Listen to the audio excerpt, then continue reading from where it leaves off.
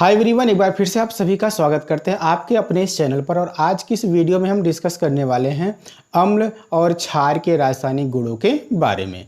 तो एक तरफ आप देख सकते हैं इस बोर्ड में हमने क्या किया है, अम्लों के रासायनिक गुणों को पहले से कुछ लिख रखा है और दूसरा क्या है, बेस के रासायनिक गुणों को लिख रखा है। ठीक, तो उससे पहले हम जान लें कि ये अम्ल का जो रासायनिक गुण होता है ये होता क्या होगा। ठीक है, रासायनिक गुण मतलब कहने का क्या है कि अपने आप में उनका केमिकल प्रॉपर्टीज, कहने का मीन्स क्या, अपने आप में उनका कुछ केमिकल के साथ रिएक्शन होना, एक दूसरे से क्या चीज़, रिएक्शन का होना। कैसे, आयरन के ऊपर क्या होता है, जंग लग जाता है ना। ठीक है, यानी वहाँ पे क्या हुआ होगा, केमिकल प्रॉपर्टी सामने आई होगी उसकी, वहाँ पे जो परिवर्तन हुआ होगा वो कैसा होगा, रासायनिक परिवर्तन हुआ होगा। वहाँ पे एक रासायनिक अभिक्रिया के माध्यम से उसको देखा जा सकता है, रासायनिक समीकरण के हिसाब से उसको लिखा जा सकता है।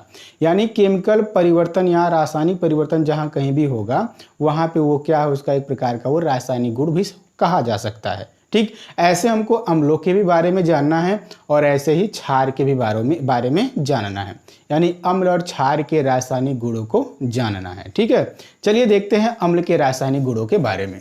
ये क्या है आपका, हमने देखा पहले पॉइंट में एसिड प्लस मेटल लिखे हुआ है, यानी अम्ल प्लस धातु। ठीक है, एसिड का मतलब क्या है, अम्ल है, अब मेटल का मीन्स क्या है, धातु। यानी एसिड का हम किसके साथ रिएक्शन जानना चाहते हैं, किसके साथ, मेटल के साथ। यानी अम्ल जब भी किसी मेटल से अभिक्रिया करेगा, ये बिल्कुल पॉइंट नोट कर लेने वाली बात है कि जब भी कोई अम्ल मेटल से रिएक्शन करेगा या अम्ल धातु से रिएक्शन करेगा, वो सदैव लवण और हाइड्रोजन गैस बनाएगा। लवण तो हम ये जान लेना चाहिए कि क्या होता है, जब भी अम्ल और क्षार आपस में मिलता है तो लवण और जल बनता है। ठीक है, जैसे कि आप सबसे सिंपल सा लवण जान लीजिए, क्या है, NaCl। ठीक है, सोडियम क्लोराइड एक प्रकार का क्या है, लवण है, साल्ट है। साल्ट कहने का मतलब ये नहीं केवल नमक को ही हम लोग साल्ट कहते हैं, साल्ट कई प्रकार के होते हैं, इसी चैप्टर में आगे हमको डिस्कस करना है। ठीक है, तो अभी फिलहाल हम ये जान लें, साल्ट एक सिंपल सा साल्ट यहाँ पे कोई भी बनेगा।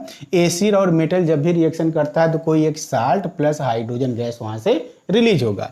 एक पर्टिकुलर एग्जाम्पल भी हम यहाँ लेके रखे हैं, HCl, यानी ये क्या है, हाइड्रोजन क्लोराइड है। एक प्रकार का क्या होता है, ये अम्ल होता है। यहाँ हमने क्या लिखा है, AQ लिखा, क्यों, क्योंकि ये HCl जो है वो क्या है, लिक्विड फॉर्म में है, इसमें वाटर क्या किया गया होगा, मिक्स किया गया होगा, ये एक्वस फॉर्म में जलीय HCl है। ठीक है, दूसरा क्या है, सोडियम मेटल है, क्या है, ये धातु है। सोडियम धातु HCl से जब रिएक्शन करेगा तो ये वैसे क्या होता है, सोडियम जब भी किसी से रिएक्ट करता है तो वो प्लस का बन जाता है, यानी अपने में से इलेक्ट्रॉन को क्या करता है, निकालता है।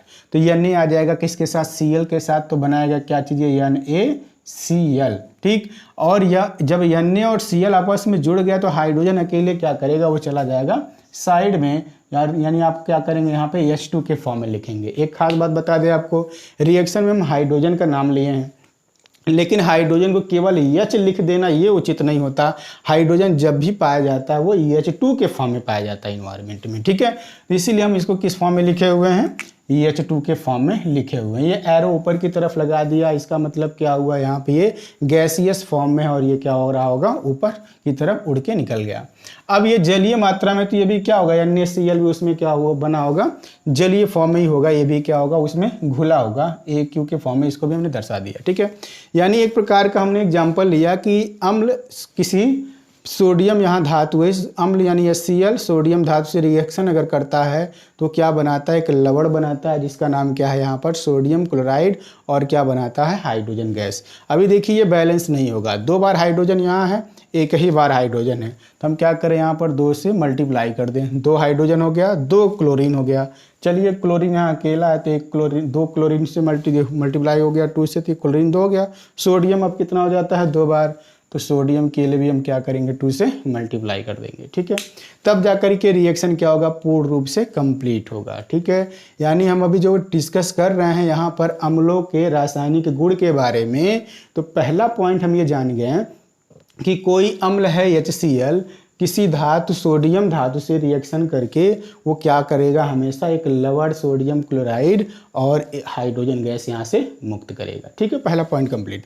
दूसरी की बात कर लें, एसिड है यानी अम्ल है, दूसरा क्या है, मेटल कार्बोनेट। ये हमको पता होना चाहिए, जब भी कोई धातु कार्बोनेट यानी CO3 से। जब भी कोई धातु, यहाँ एग्जाम्पल में कौन हमने ले लिया, मैग्नीशियम को ले लिया, कार्बोनेट CO3, ठीक है। कार्बोनेट का नाम याद आना चाहिए तो सीधे सीधे याद आ जाना चाहिए, कार्बोनेट आयन -2 चार्ज वाला होता है, CO3 -2 चार्ज, ठीक। मैग्नीशियम की वैलेंसी 2 होती है, इसकी भी वैलेंसी 2 होती है, यानी यहाँ पे देखें तो Mg और CO3 दोनों आपस में जुड़ करके इसका इसके पास आएगा चार्ज, इसका इसके पास जाके क्या बनाता है, MgCO3। ये डिस्कस किया जा चुका है क्लास 9th में, इसलिए यहाँ पे केवल और केवल आप ये जानिए कि MgCO3 एक प्रकार का क्या है, रासायनिक कंपाउंड है, जिसे हम क्या कहेंगे, मैग्नीशियम कार्बोनेट, ठीक है। यानी एक प्रकार का ये एग्जाम्पल हो गया मेटल कार्बोनेट का, धातु है फिर कार्बोनेट है, तो मेटल कार्बोनेट का एग्जाम्पल हो गया। तो HCl मेटल कार्बोनेट से अगर रिएक्शन करता है तो ये Cl फिर से Mg के साथ जाएगा, तो MgCl2 बनाएगा, क्योंकि ये मैग्नीशियम की वैलेंसी कितनी होती है, 2 होती है, और क्लोरीन की वैलेंसी कितनी होती है, 1।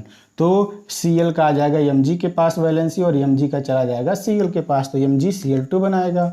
और प्लस यहाँ से कौन निकलने वाला है, देख सकते हैं CO3 था, एक CO2 तो आप बिल्कुल याद रखिए, और प्लस यहाँ का एक ऑक्सीजन और यहाँ का H मिलकर क्या बना देगा, ये H2O बना देगा, ठीक है। देख सकते हैं यहाँ पर इसी से मिलता जुलता ये रिएक्शन हमने कंप्लीट किया। एसिड है, कोई HCl हो गया, मेटल कार्बोनेट MgCO3 के ले लिया, ये दोनों आपस में जब भी रिएक्ट करेंगे तो साल्ट, कार्बन डाइऑक्साइड यानी CO2 और H2O यानी जल बनाएगा, ठीक है। तो ये 3 कंपोनेंट में ये टूट जाता है, कौन कौन, ये 2 लोग मिल करके आपस में बन जाते हैं साल्ट, कार्बन डाइऑक्साइड और वाटर, ठीक। तो देख लें अगर क्या ये बैलेंस है कि नहीं बैलेंस है। यहाँ पे Cl देखते हैं एक ही बार, और यहाँ Cl क्या है, 2 बार है। चलिए हमने 2 से क्या कर दिया, मल्टीप्लाई कर दिया। अभी हाइड्रोजन कितनी बार हो जाता है, 2 बार हाइड्रोजन, यहाँ देखिए 2 हाइड्रोजन है, 2 1 3 ऑक्सीजन, 3 ऑक्सीजन, 1 कार्बन 1 कार्बन, यानी ये क्या हो गया, बैलेंस हो गया, ठीक है। तो ये जब भी एसिड मेटल कार्बोनेट से रिएक्शन करेगा तो साल्ट, कार्बन डाइऑक्साइड और जल बनाएगा, वाटर बनाएगा, आप ये याद रखोगे। पहला पॉइंट क्या है, अम्ल कभी भी मेटल से रिएक्ट करेगा तो साल्ट और हाइड्रोजन बनाएगा, अम्ल हो गया या एसिड हो गया, मेटल कार्बोनेट से रिएक्शन करेगा तो साल्ट, कार्बन डाइऑक्साइड और वाटर बनाएगा। नेक्स्ट पॉइंट पे आते हैं मेटल हाइड्रोजन कार्बोनेट, ठीक है। यहाँ तो केवल धातु कार्बोनेट था, यहाँ धातु हाइड्रोजन कार्बोनेट है, ठीक है, जिसे हम क्या कहेंगे, मेटल हाइड्रोजन कार्बोनेट। तो धातु हो गया सोडियम, हाइड्रोजन हो गया, कार्बोनेट मतलब CO3, तो सोडियम हाइड्रोजन कार्बोनेट एक कंपाउंड हो गया।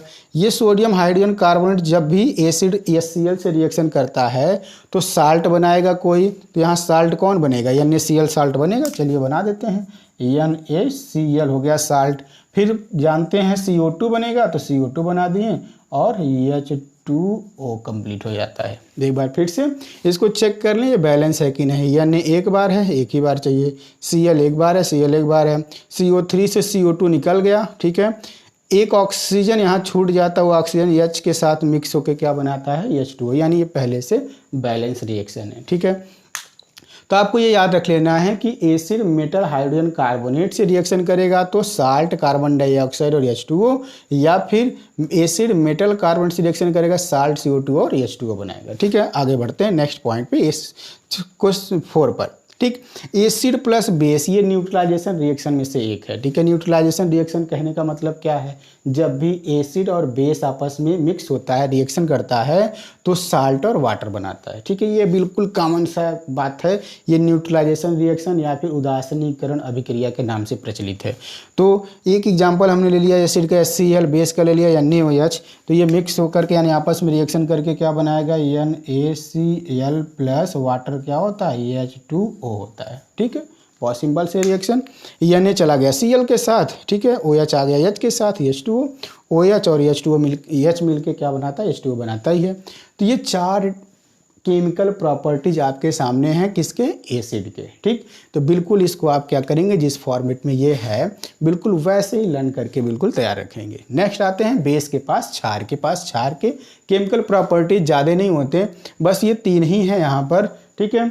पर्टिकुलर केस, एक स्पेशल केसेस में वो रिएक्शन करते हैं, लेकिन सिंपल में तो कुछ हमने लिखा हुआ है यहाँ पर, उनके बारे में डिस्कस करेंगे, ठीक है ना। देखिए क्या है, बेस है और कुछ मेटल, सबके साथ नहीं, कुछ खास मेटल के साथ अगर इनको क्या कर दिया जाए, गर्म कर दिया जाए, हीट कर दिया जाए, तो साल्ट प्लस हाइड्रोजन बनाते हैं। इसी की तरह है, ये तो हमेशा है, बहुत सारे एसिड बहुत सारे मेटल के साथ रिएक्शन करके साल्ट और हाइड्रोजन बनाता है, लेकिन ये ऐसा नहीं है, कुछ खास मेटल के साथ ही बेस रिएक्शन करता है, वो भी गर्म करने पर, ठंडी अवस्था में रिएक्शन ही नहीं करेगा। तो साल्ट यानी लवण बनाता है और हाइड्रोजन गैस यहाँ से रिलीज होता है। ठीक बिल्कुल उसी तरीके से एक एग्जाम्पल अगर देखा जाए तो NaOH क्या है, यहाँ पर एक क्षार है, हमने पहले बता रखा है। ये NaOH क्या होता है, सोडियम हाइड्रोक्साइड एक प्रकार का क्षार है। क्षार जिंक धातु से क्रिया किया हुआ है, यानी गर्म करने पर ये बना है सोडियम जिंकेट। इसको हम लोग क्या कहते हैं, सोडियम जिंकेट के नाम से जानते हैं। ठीक है, और ये क्या है, एक प्रकार का साल्ट है यानी लवण है, तो इसको आप क्या करेंगे, याद रखेंगे। अब प्लस हाइड्रोजन गैस यहाँ से क्या होगा, रिलीज होगा। ठीक, तो ये स्पेशल केस के लिए काम करता है, ये सभी मेटल के साथ रिएक्शन नहीं करेगा। ठीक है, दूसरे पॉइंट की तरफ आते हैं, नॉन मेटल ऑक्साइड। यहाँ मेटल ऑक्साइड नहीं, क्या है यहाँ पर, नॉन मेटल ऑक्साइड। तो नॉन मेटल मतलब ऐसा कोई एलिमेंट जो मेटल नहीं है, यानी यहाँ पे क्या ले लिया गया, जैसे कि कार्बन एक प्रकार का क्या होता है, नॉन मेटल होता है। तो कार्बन ऑक्साइड मतलब क्या, ऑक्सीजन के साथ जुड़ा हुआ। तो CO2 क्या है, नॉन मेटल ऑक्साइड है। CO2 या CaOH का होल ट्वाइस, ये कैल्शियम हाइड्रोक्साइड और CO2 जब भी आपस में रिएक्ट करेगा तो कैल्शियम कार्बोनेट और H2O बनाता है, जल बनाता है। यानी ये क्या है, एक प्रकार का साल्ट है, और ये वाटर तो हम जानते हैं। यानी बेस नॉन मेटल ऑक्साइड से रिएक्शन अगर करता है तो साल्ट और वाटर बनाता है। तो उसी का एग्जांपल हमने लिया है, ये CaOH का होल ट्वाइस क्या होता है, बेस होता है। CO2 क्या है, नॉन मेटल ऑक्साइड है। जब ये रिएक्शन किया है तो ये क्या बनाया, कैल्शियम कार्बोनेट बनाया और प्लस H2O बनाया। तो ये क्या, साल्ट हो गया और ये वाटर हो गया। ठीक है, नेक्स्ट है, बिल्कुल इसी को ही लिख दिया गया। क्यों, क्योंकि बेस जो होता है वो एसिड से भी रिएक्शन करता है, ये भी न्यूट्रलाइजेशन वाला रिएक्शन देता है। तो NaOH लिया गया, HCl लिया गया, ये मिक्स होकर के आपस में रिएक्शन करता है, तो NaCl प्लस क्या बनाता है, H2O। ठीक, तो इस तरीके से ये भी न्यूट्रलाइजेशन रिएक्शन देगा, बेस भी, और एसिड भी न्यूट्रलाइजेशन रिएक्शन देता है, यानी उदासीनीकरण अभिक्रिया देता है। अक्सर क्लास 10 में उदासीनीकरण अभिक्रिया को पूछ भी लिया जाता है, तो इस यहाँ पे तो हमने बताया भी, वहाँ के लिए भी आप इसको क्या करेंगे, रेडी रखेंगे। बेस प्लस एसिड 2 गिव्स क्या बनता है, साल्ट एंड वाटर। ठीक, तो ये कुछ खास पॉइंट्स थे केमिकल प्रॉपर्टीज में एसिड और बेस के लिए है। ठीक, आशा करते हैं टॉपिक आपको अच्छे तरीके से समझ में आया हो। ठीक है, ना समझ में आए तो कमेंट करें, वीडियो को ज़्यादा से ज़्यादा लाइक करें और शेयर करें, चैनल को सब्सक्राइब करें। Thank you.